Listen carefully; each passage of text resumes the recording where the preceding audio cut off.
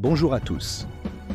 Aujourd'hui, nous allons plonger dans l'une des histoires les plus fascinantes de l'Égypte moderne, celle de Raya et Sakina. Mais avant de commencer cette incroyable histoire, n'oubliez pas d'appuyer sur le bouton « J'aime » et de vous abonner à la chaîne. Ces deux sœurs, originaires de la Haute-Égypte, sont devenues des figures emblématiques de l'histoire égyptienne, mais pour des raisons qui font encore débat aujourd'hui.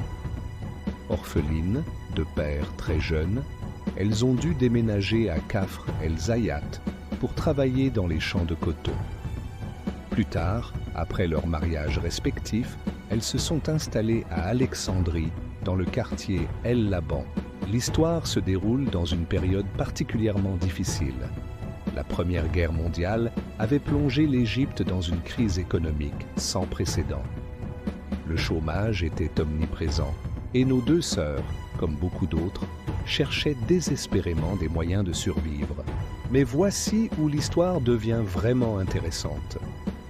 En 1920, une série de disparitions mystérieuses commence à Alexandrie. Des femmes portant des bijoux en or disparaissent sans laisser de traces. La première victime signalée fut Nazli, la fille de Zeynab Hassan, qui portait ce jour-là une importante quantité d'or et d'argent. La découverte macabre d'ossements humains par un plombier a finalement mené la police jusqu'à la maison de Raya et Sakina. Mais ici, l'histoire prend un tournant inattendu.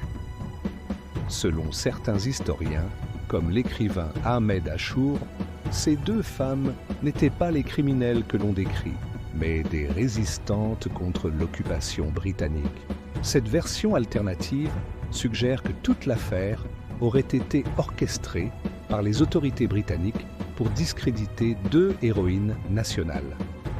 D'ailleurs, fait troublant, la fameuse maison de Raya et Sakina ne leur appartenait même pas, selon les archives du cadastre égyptien.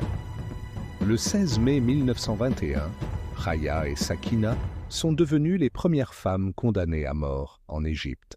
Leur courage face à la mort reste légendaire, Sakina ayant même lancé au bourreau « Vas-y, fais ton travail ».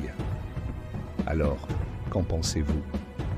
Étaient-elles des criminels impitoyables ou des héroïnes incomprises de la résistance égyptienne? La vérité se cache peut-être quelque part entre ces deux versions.